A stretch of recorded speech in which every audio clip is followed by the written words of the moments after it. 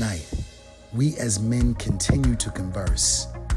Many of these brothers have strong opinions but don't know the strength of them. Ricky May once said, "A conversation isn't about proving a point, but a true conversation is about going on a journey with the people you are speaking with." We gon' give it all until the end of time. We ain't going nowhere. We'll be standing right here until the end of time. Till the end of time.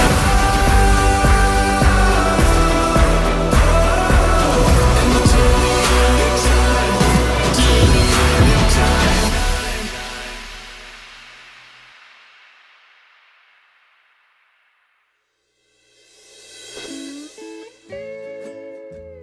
Dinner table, I decided to introduce several heated topics that are oftentimes debated on social media and amongst the Black LGBTQ community. And as Black gay men, I wanted to put these ideas on the table. Pretty privilege, as well as masculine and feminine, and all of those dynamics which oftentimes affect our conversations and the way we see ourselves. The goal is to actually dive in on those dynamics for which we've normalized about pretty privilege, what's attractive, what we view as attractive, dark skin, light skin, what's a top, what's a bottom, what's masculine, what's effeminate, and how it has affected our own view of self. I think this is going to be an interesting topic, and I'm very curious to see as to what's going to happen. I'm going to ask a few more questions in relation to relationship stuff, and I'm going to throw a couple of little dimes on the table, a couple of little gems, dimes, pearls, whatever. You do whatever you want to do with it, but I'm going to just ask y'all this question. This is a yes or no question, okay? Mm-hmm. And I've asked some of you this already. So do you agree, in relationships, when you're in a toxic relationship, sometimes what defines toxic is this. Toxic is when they can't let you go, and they can't treat you right either. Do you think that's toxic? Yes. And have any of you guys been in that situation where they can't let you go, but they can't treat you right either? Yes. Yeah. You said no in the beginning. I said no in the beginning because I didn't fully agree with the statement. Okay. Because I don't believe toxic is when they can't let you go. Okay. I definitely want somebody that can't let you go. Okay. But when they can't treat you right, I can agree with that part of the statement. Yeah. They don't know how to treat you right or won't try to figure out like what you like. But you know, my mom always told me, you know, men only do what you allow them to do. So, you know, in those situations, I always, you know, put my foot down and be like, no, this is what I like and this is what I don't like, and either you're gonna, you know, step up to the plate or kick rock. Absolutely, absolutely. What are your thoughts about that? Well, I mean, I say yes because I mean that is the situation I've been in. So it's like it's the same sense. Like you can't treat me right, and you don't like you're not even going to. I mean, you know what I'm saying? No matter what you say, like it's still the same thing. And so it's built off of hope and wishing and praying, and it's still flatline. But yeah, I mean, it starts to change. So it's something else. In that situation, how long did it take you to change or get out of that? Or are you still in it? I'm still dealing. So like, I don't think that happens overnight. And it's about, again, healing, but it's also just, again, does not happen overnight. So I'm still kind of changing Okay. Was it always like that? Or did things change when you decided that you want to be with me more? Because I've been with guys who were like, you know, they're really interested in me and they, you know, like they can't leave me alone. But it's not until I decide, oh, I don't want to be with you no more, to where things change. You know what I'm saying? Now they don't know how to treat me. Now they're going to cut off your phone or stop paying your bills. You know, I think for me it wasn't always like that. At the beginning of it, it was so like it was everything. It was everything, and then like, you know, after I guess. I don't know, for me, it was just about, and what I'm thinking it is now, is just about like, it was, at the beginning it was like, what could I do? What could I do for them? And then it was like, that was their love, you know what I'm saying? And so now I feel like, once we get in this bad place and it's like, oh, you can't do, or well, I could do, of course I do all the time, but it's like, you can't do what I want. Like for me, it's like now, like, okay, I'm gonna do whatever I want to do, or I'm gonna keep feeding you this as long as you're allowing me. And that's the thing I'm allowing. Why? That's a good question. I'm allowing it because And this goes into homework that, you know, you had, the pros and cons of letting go and staying. And personally, I just, at some point I'm like, oh, I don't want to be alone, but then it's like, I do want to feel what it feels like to go out to the club with my friends and, you know, be single and not have to worry about the stress of the politics of being in a relationship and all those things. And so I think that those things the pros and cons scare me. And being alone scares me as well. Being alone is more expensive now, you know, whereas I'm so used to splitting everything down half, you know, and just so forth and so on. I think that sometimes people, when they talk about being alone and actually being in a situation, they usually feel wrong. They usually feel wrong in that situation where they're with somebody. And so I appreciate you sharing that, and I appreciate those questions that you guys have asked. Those were really good. Let me ask you guys this, just in the space of dating and where we're dating people, do you believe that in the community, or whatever, when I refer to community, because I know our communities are all different, depending on what we're into, would you say like in the LGBTQIA plus community, sometimes, particularly in our community, we mistreat people who we don't find attractive? Yes. Well, in the element of the community, I think, yeah, definitely. Yeah, like you're mistreated because I don't find you attractive, even if you're being nice to me, I'm gonna dismiss you because you're not my type. I think that's in every community. Yeah. Okay. Yeah. I don't think it's in every community. I do. I think it's more so in the LGBT community. I think we can say it's more so in our community because we live in our community. Right, Yeah. right. I think it's in every community too as well. We're just not privy to other communities because we don't spend time in that space. Right. So what do you mean by people are getting treated different based on how they look? It's like the feminine stuff. Like feminine So stuff. it can be skin color, Right. it can be type, it can be weight, it can be height, it can be a bunch of stuff. And I wrote that statement, and I make that statement oftentimes because just based on personal experiences as well as experiences that I hear from people, you know, we always love and desire what we want and what we don't want, right? And so sometimes, let me say that again, we always love and desire something that we don't have. Or something that we want, right? And so a lot of times it becomes the dude who's tall with the small waistline and a big butt and a big dick. He's tall and skinny and dark. I really like lighter skinned guys. This dude, when I walked into the party, spoke to me. I don't find him attractive. So literally, I'm not gonna say anything to him because he's speaking to me because he likes me. I literally went to an event recently, 2 days. No, 1 day, 2 events. 1 day, 2 events. Went to a straight event with a bunch of women. Dudes was in there. They didn't know me. I mean, yeah, I might got a bit more masculine privilege to walk into a room and not be singled out for sexuality or femininity, but it wasn't that type of party.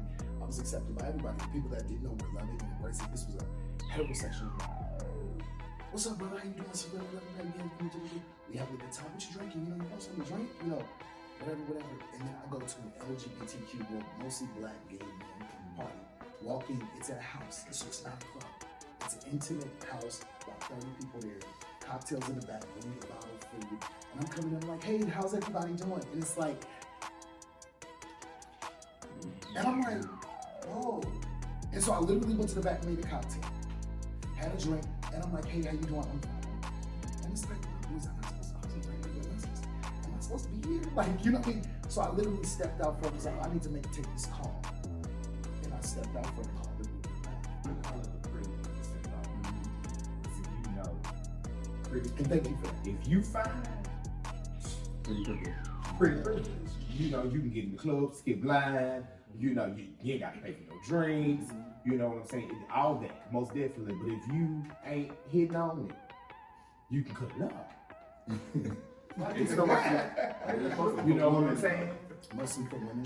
No, sir. No, sir. That's women and men. Period. I mean, think about the whole escorting, because escorting is way more than just having sex. You got folks out here that just paying for your time. You know what I'm saying? You know what I'm saying? Paying for your time, paying for you being pretty. What Jasmine Sullivan said on her that song. What's the song? Why she don't be mad at me because I'm in the gym working on my fitness while you working hard. Don't be mad at me because I got them paying my bills because I'm looking good. Won't you look good too? I worked at You know what I'm saying? for It's many pretty- years, and I'll tell you that we never let anybody in because they were cute. No matter how cute you was. Oh boy. That's not why you got here. If you were a I don't woman, know. I guess I feel like I'm one of the pretty privileged because I don't. Y'all explain this shit. That's the kind of shit I do. I That's- don't think Yeah. Because you, And so let's go there. Let's but you let's pay for unpack that. it. You pay for that in your. Let's unpack it. Let's unpack it. How you bring yourself. Let's unpack that. You feel I me? want to unpack that No, because that's not you know, true. a lot of times And we you don't really you have don't this unpack. conversation. Exactly. There's a lot of spaces that we get pretty privileged That- can't just go to, I go to my local club and I Not everywhere. That's not it. Yeah. There's a lot of times we don't. It can't. There's a lot of times we don't have this conversation. So I get things. Well, you know what? It can. Okay, so let me make this point. Let me make this point. I don't There's a think lot of that's times the game. because we missed something. Excuse me, we missed something. So the point that I'm making to you guys is this: you made a comment that you don't pay the gay clubs, and you benefit from the free privilege, right? So in your eyes, and I'm not attacking the way you see yourself. I'm not going to do that or the way people see you because that's not your fault. What do you define as being? What is the pretty privilege? Define it for me. I'm gonna define it. I'm gonna get petty. I'm gonna define it. It's lighter skin, right? It's lighter skin. It's a certain feature. It's a certain body type, right? It's features on the body that we find attractive, right? We like the thick, light skin jump with the small waistline and the big butt, right? And then a lot of times, what I've noticed is that lighter skinned men, they get treated more delicately. I noticed as a darker skinned man, I'm spoken to more aggressively. I'm treated as if I'm not as smart as anybody else. You know what I'm saying? And this has been my experiences. I've never dealt with weight issues. However, I've dealt with body stuff too. You have an average body. Oh, this ain't average, but your build is average. And it's just like, Jesus Christ, like, what's the problem? You know what I mean? So a lot of times I think the gay aesthetic, and what I mean by that is what we find beautiful is sometimes unrealistic. You know what I mean? And so, you know, and it's not your fault that people see you that way. It's no one's fault that people see you that way. People will say, oh, he's tall. That would be the first thing people say about you. He's tall, he's slim, he's this. You know what I'm saying? He's light skinned with the big lips. Like, bitch, you already know what that gives, you know? So it's all of those things. What did you hear? I'm curious. Yeah, you know. Can we? Go back just for a second, because I want to ask Jeremy something. Because Jeremy, a lot of people think Jeremy is very attractive. Jeremy lived in Hollywood for over 10 years. Have you ever gone to a club that nobody knew you at, just some random club, and they said, oh, you get in for free? No. Okay, then. But Okay. but I think it's not as common. It's more for women. It's But not- that is, it's not a gay thing. Because I have worked in both sectors of clubs, with Brandon Anthony and then straight clubs. And in the heterosexual world, they literally scour the line to pick out The baddest who bitches. they want Right. and bring them in the club. That doesn't happen at the gay club. I think in our community, it's more based off of status. Status. You're That's right. what I was trying to say. No, That's all I was trying to say. It's more status and not looks. But you know what though? But listen though, King Payne, I wasn't even referring to the club. I mean, for me, I'm not in the club scene. I was referring to just as far as the general approach to people that we find attractive. But what did you mean by get in there? Where did you get I in? didn't say that. I didn't mention about getting in the club. I didn't mention that. You Well, said I just to get get They in. mentioned the pretty privilege. He didn't I say didn't club. I just assumed Yeah, club. yeah, You said I- get in. I didn't So mention I'm pretty asking privilege. you, I didn't mention- What did you mean by get in for free? Because I didn't say word that. was get in No, for free. I never said that. I said I that, never but said that. I said that because I just spoke about the club scene because that might have been something that everybody can be familiar with. But Yeah, in I never reference to life, and just say for instance, you're at Walmart. You're talking about work, career-wise. Just life in general. You're at Walmart. And you walk up to somebody and just speak to them or whatever. They're gonna speak to you. They will be more welcoming to speak to you if you looked good versus if you was ugly. They like, think you know what I'm saying, or something of that nature. Just in a general. Or if you look like them. If you're a white person, you walk up to a white person, they're more likely to talk to you because you look like them. Yes. So if I'm black, I'm most likely I'm gonna go up to someone that looks like me in the store and talk to them because I know that they're most likely gonna speak back to me, whether I'm cute, ugly, or indifferent. I'm gonna talk to somebody that looks like me. I'm not gonna go approach. some I think random there's person. levels to it, but I definitely wholeheartedly believe in pretty privilege. Like that's It's a thing. in all aspects. We may not see it, so much on this. We see it, but in a different way. Let me ask you guys this question though, and I'm gonna start with you. I'm gonna start with you, King. I wanted to know because you work in an arena of comedy and entertainment and a bunch of other stuff, and I do know just in the field of Hollywood and what that looks like depending on what area. I don't want you to make that a complex statement with the masculine versus feminine thing, right? And we had a conversation earlier out front about people getting opportunities who are not getting opportunities based on when they want the gay to come in, they want them to be flamboyant or whatever. Even in the world of dating, do you believe that more masculine people have masculine privilege? Because I have been accused, and I don't think I'm the most masculine in the world, but I've been accused of benefiting from masculine privilege. Meaning, like, I can walk in somewhere and be like, "What's up, dog? What's going on with you?" And I can get away with being cool with a bunch of people even though I'm gay. But then there's some people who don't do that. I don't put energy into appearing a certain way, but do you believe that there's something called masculine privilege? I mean, possibly, like, I feel like, people sometimes can be, I work in a lot of straight arenas, like I'm a licensed barber, I see heterosexual men all the time, I have a lot of straight friends, like I go to straight clubs, like comedy, that's another straight arena that I'm in right now. Yeah. And a lot of people wonder, like, why, like, how do you blend? Like, how do you mesh? Like, why are they cool with you and they not cool with me? So I really don't get the whole masculine privilege thing. I don't really, like, see myself as being different, to me, gay is gay. So I'm gay, you know what I'm saying? Like, whether I'm masculine one day or feminine the next day, I'm gay, you know what I'm saying? So I don't know why when other people come over, like, I have my friends around and maybe they get treated a little different. I just figure it's because, these people know me. Like, I work with them, I do their hair, I produce their music, like, I work with them. So I figured, again, that goes into like status because I work in that field. So I feel like that's the reason why, I get along so well in those lanes. Anybody else? Do y'all believe that? I want to start with you, JayTee. I want to ask you a very personal question. Have you put energy into appearing more masculine? No. And do you oftentimes feel like you miss opportunities because you have a femininity about you? Not necessarily. Maybe with work, but with work, it's broken down. Like, when I get a call or like something for a job, it literally says masculine or feminine guy. Pick one or the other. So I think where it gets blurred is when you're like me, at which point when you're like dead smack in the center, but I definitely believe that there's masculine privilege. Of course, it comes with a stereotype, good or bad. You're looked at different, good or bad. People have different expectations of you, good or bad.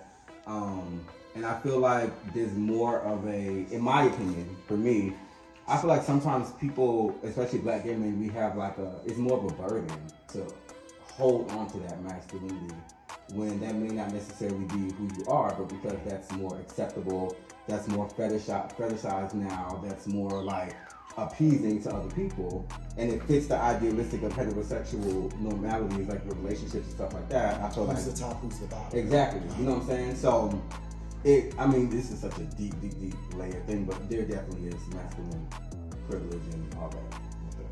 Have people second guessed you because they thought you were a pretty light-skinned boy that was weak, and that they threw you on your back? Or you had to do a nosedive in bed and you actually wanted to top them? Not a nosedive, yes. Okay. Head first. You said Head first, what? ass in the air. Have they what? Have they assumed they finna Yeah. do something to you and it could be reversed? You A actually lot have of people assume that because of how I'm built. Have your body? Yeah, because I have a big behind and I'm really thick, so people automatically think, ooh, that's got a fat ass, that's bottom, I'm long. And 9 times out of 10, when we go to the bed, it's not gonna happen like that. Not saying I'm 100% against it, but I'm not gonna that's not my lane. All right, Gary. I wanted to ask you a question. Because for me, I've noticed that you like hip hop, singing, it's a bunch of Real stuff. good. Do you feel that people have a perception of you and you don't know how you're perceived? Yeah. Cause I kind of, I don't know, like, So like I give off like this. I mean, until I open my mouth, it's like real masculine. Then when I open my mouth, you're like, oh, that's sis, you know, like those things. But no, like I listen to like hip hop. I get into my, you know, my Meeks, my Tupacs, and I'm in a room acting like a whole, you know, masculine heterosexual. From Philly. Yeah, absolute north side. But no, I get that a lot. I get that a lot. People always say something. And then on the flip of it, they see you, this beautiful lighter skinned man with a box collar in his hair. You know, with a box collar. Right, and then you know it's a whole flip of who you are. Right. And so, do you believe that people have an assumption about you? Like, is he masculine? Is he feminine? And have you been accused of being something that you are not? Yeah, I mean, I guess for me that comes along with the whole like you're a nigga up until you open up your mouth. Okay? You know, that's for me, and that's it. Like anytime somebody ever says that, or I always think like before I open up, I'm like, let me just be quiet. Let me just be quiet, you know. And then when I open up, I'm like, oh well, my God, I'm a dead giveaway, you know. But it's some disappointment in some people. And I've gotten rejected for those things as well. It doesn't bother me. It's just like, okay, well, maybe this person wasn't interested. You know, I can't be mad at that. Yeah, even when we get into the masculine feminine thing, like, you know, they always say big dick bottoms. And people fetishize big dick bottoms because they're not using it. They just see this huge scone floating in the air and flipping up and down as somebody much smaller painting them out. So let me ask you this question. I know that you're into fashion, and so you play with clothing and fashion styles and the way they look and everything else. Are you oftentimes bothered by the way you're perceived when you show your clothing or when you represent your looks and what you're doing? Repeat that question. I don't even know what I just asked you. Are you oftentimes accused of being more effeminate and actually being questioned based on the way you dress, when in fact you are a father, you have children, you have all of these things going on, and it's almost like I think we forgot about Prince. Like some of the most masculine men love Prince, and Prince wore heels, like heels, and it's almost like in females blouse. Prince was the first man I ever saw in a blouse and lace. And so it's like even the straightest of the straight men, man, that's my dude, I love Prince. And I'm like, you were okay with him, but we're seeing what he's done 30, 40 years ago today in the brothers, and what's the problem? I don't get it. I don't get it. And I think because Prince also reflected hypermasculinity too. He also reflected hypermasculinity through his videos, through the women, kissing them, pushing them off the stage, you know, doing that type of thing. Yeah, aggressive with it. So that's when the brothers were like, man, that's my dude. You know. So what about you? How do you think you're perceived by people? And are you oftentimes bothered by the misconceptions? Not necessarily bothered or whatever have you, but yes, I do have those times like what Neiman said, just because I'm young, this is I'm real bald, then I'm a little guy, you know what I'm saying? I've always been a little guy. And then I have a feminine way about myself as well. And when you don't know me and you just see me around, I'm gonna be with you. Dress or whatever have you. And they immediately, oh, he verse, he bottom, whatever have you. You get the bedroom, it's gonna be a totally different situation. But you know, but can we clarify something? Okay, I'm gonna say this, okay? And let me just put this energy out there. I noticed that we butch up when we talk about for the top somebody, right? But I've seen bottoms throw ass on people and they can't hang. Most definitely. It's just as much of a war. It's just as much of a war. So, like I keep telling people that. But yeah, I get where you're coming from. I'm hearing all of you guys' responses.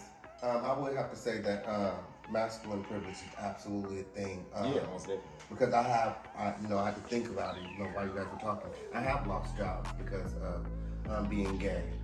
And not as masculine as, our counterparts. So, that's definitely a thing. Have you lost opportunities and just with your stand-up and with your... Yeah, I recently just lost an opportunity with Blueface. I was supposed to do this comedy slam, and without even seeing my comedy, they said that I can do it because they thought I was masculine. I went there by myself, I was just chilling, and I said, how can I get onto the show? They said, oh, you do comedy? I said, yeah, and I, that we exchanged Instagrams. He was like, you can do it next week or whatever. So So he followed me on social media. I figured he realized I was gay. Next week came up and he was like, oh, I gotta put you back. So Did he give you a date? he gave me a date, confirmed the date, we confirmed the date. That date came up and he said, oh, I gotta push you back. And then second time. Wow. And then he just recently did it again, like 2 The days third ago. time. For the third time. Can you put together your own comedy slam? I just did. I We just talked about that. That's what I'm talking about. Absolutely, and I have people come from all over the United States. I had about 30 people come from all over the U.S. to support my comedy. I rented out a house and I put together a whole showcase. So it was neat. That's the fight back. That's the fight back. Okay, so you know what, guys? I wanted to lean into an assignment, okay? And I wanted to actually go there with you guys. And we kind of touched on a lot of different things, and we can go on all night. And we actually got some fun stuff prepared for you guys, and I didn't want to do that. So I have an assignment that I'm going to introduce. Okay? Now, what do you think this is? Butt plug. I had to look at it real close. Diffuser, butt Looks like plug. it's a marker in there. This is in the shape of a tear. This is the shape of a tear. And for people who are, I think you're Jamaican heritage, right? No, you're Jamaican heritage. New age vibrator. A tear. Yeah. So this is a tear. A tear. Yeah. So I'm gonna give you a tear, and this has a magic marker inside of it. Ooh. I'm gonna give you one. And the texture of these are so beautiful too. Oh. Can I pass the tear to you? Yep. Mm-hmm. Here you go. I don't want to cry no more. And I want you to pass this to him. Pass it down. And pass this down. So these are teardrops. I want you to think in terms of teardrops. With your magic markers, I want you guys to be able to script on these tears. Script on these tears things that have caused big tears in your life. Things that continue to cause big tears in your life. This is a big ass tear. So we want to think about it. Let me see your tear. Think about it. Let me see that. Big ass tears coming down. Okay? And so what had caused a big tear in your life, or what's still causing a big tear in your life? I want you to write that down. Because the most important thing that we have to do is call out the issue and call out the problem. Okay, wait. You can write it down. Wait! Right, because I mean, Yeah, I man. think it's coming. I want you guys to have a moment. So I want you guys to do that. We're gonna take some time to reflect. Write as much as you can, because there's another opportunity once we put everything on these tears. It's about clearing it out. And I'm gonna tell you something. I've seen tears from a lot of people since I've been here, and I feel like we've been here a week. And you want to know who's the most beautiful crier? Who's one of the most beautiful criers? This person right here. But guess who is the king? That one right there. I don't cry. I don't know what y'all talking about. Y'all, they see me cry. That one Period. right there. I'm talking about, I seen a tear drop out of that eye that took up a whole cheek. Jesus Christ. I'm talking about that. It was a wide She section. was like this. It was So it's about releasing those things. So the tear is important. This big ass tear is important. So I want you to put everything that has caused big tears, that's causing big tears, or that you believe will cause a big tear. Next week, it's time to have some fun. But how much fun is too much? What I was saying in that moment is, you're not